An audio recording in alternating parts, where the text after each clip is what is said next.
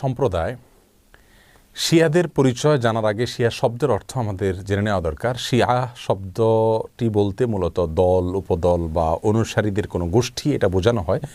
শিয়া বলতে বোঝানো হয় শিয়াতু আলিয়িন বা আলী রাদিয়াল্লাহু তাআলা আনহুর অনুসারী গোষ্ঠী, এদেরকে শিয়া বলা হয়। বা আলে বাইত রাসূল করিম সাল্লাল্লাহু আলাইহি সাল্লামের পরিবার কেন্দ্রিক যাদের ভক্তি, বিশ্বাস এগুলো গড়ে উঠেছে তাদেরকে সাধারণত শিয়া বলা হয়।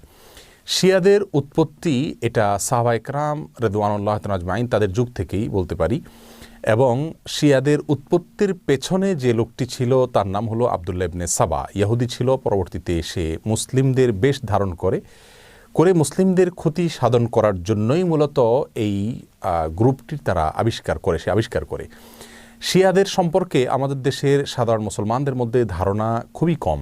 আমরা অনেকেই মনে করি মুসলিমদের মধ্যেই একটি সাধারণ দল শিয়া, অথচ শিয়াদের যে সমস্ত বিশ্বাস আছে সে বিশ্বাসগুলো ইসলামের একেবারে মৌলিক বিশ্বাসগুলোর সাথে অনেকগুলো বিশ্বাস আছে যেগুলো সাংঘর্ষিক। অনেক ভাই বোনরা মনে করেন যে শিয়াদের সাথে আহলুস সুন্নাহ ওয়াল জামাআতের অর্থাৎ যারা কোরআন এবং সুন্নাহকে দলিল হিসাবে গ্রহণ করে সেটাকে অনুসরণ করে তাদের সাথে শিয়াদের একটা পার্থক্য তারা মনে করেন যে শুধুমাত্র খেলাফত নিয়ে, অর্থাৎ আবু বকর রাদিয়াল্লাহু তাআলা এবং আলী রাদিয়াল্লাহু তাআলা আনহুর ভিতরে কে বেশি খেলাফতের হকদার এটা নিয়ে মত পার্থক্য। আসলে বিষয়টা তা নয়, বরং শিয়াদের বিশ্বাসগুলোকে একত্র করা কঠিন। তাদের মধ্যে অনেকগুলো দল উপদল আছে, তার ভিতরে কমন কিছু বিশ্বাস আছে বেশিরভাগ শিয়ারা লালন করে।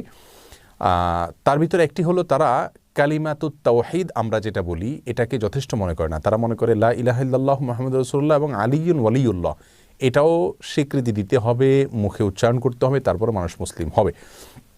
তাদের মধ্যে কোনো গ্রুপ আছে যারা কোরআনে কারিমের 30 পারার যে কোরআন এটার ব্যাপারে তারা সন্দেহ পোষণ করে এবং তারা কোরআনের বিকৃতিতে বিশ্বাস করে বা বিকৃতি করে, এটাকে তারা সঠিক মনে করে বিকৃতি করে থাকে।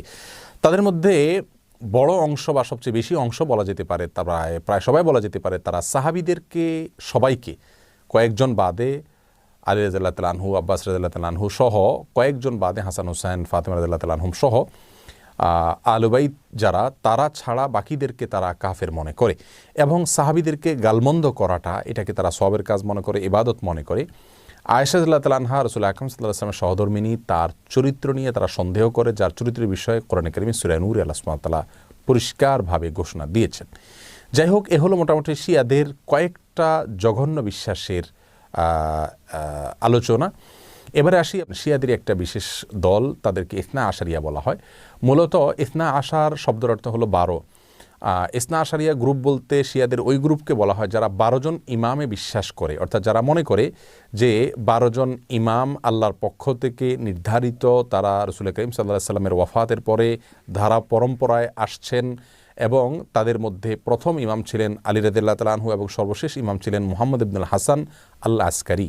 এসব ইমামদের সম্পর্কে, ইমামদের মধ্যে সর্বশেষ ইমাম যিনি মুহাম্মদ ইবনে হাসান আল আসকারি, তারা মনে করে তিনি লুকায়িত হয়ে গেছেন, আবার প্রকাশিত হবেন এবং এই ইমামরা সবাই নিষ্পাপ, তারা কোনো ভুল ত্রুটির ঊর্ধ্বে এবং এই ইমামরা সকল প্রকার ইবাদত বন্দিগির ঊর্ধ্বে উঠে গেছেন, তাদের কোনো ইবাদত বন্দিগি করতে হয় না।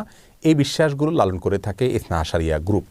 শিয়াদের ব্যাপারে আমাদের ধারণা কি হবে, তাদেরকে আমরা কাফের বলবো কিনা? উত্তর হলো শিয়াদের মধ্যে যারা আয়েশা রাদিয়াল্লাহু তাআলার চরিত্র নিয়ে সন্দেহ করে, কোরআনের ব্যাপারে যাদের সন্দেহ রয়েছে এবং বিকৃতি সাধন করে থাকে, এবং কেউ আছে রাসূল করিম সাল্লাল্লাহু আলাইহি সাল্লামের রিসালাত নিয়েও সন্দেহ করে। তারা বলে যে জিবরিল ভুলে রাসূল করিম সাল্লাল্লাহু আলাইহি সাল্লামের কাছে রিসালাত নিয়ে আসছিল মূলত আলী রাদিয়াল্লাহু তাআলার কাছে। এরকম আর অনেকগুলো বিশ্বাস লালন করে।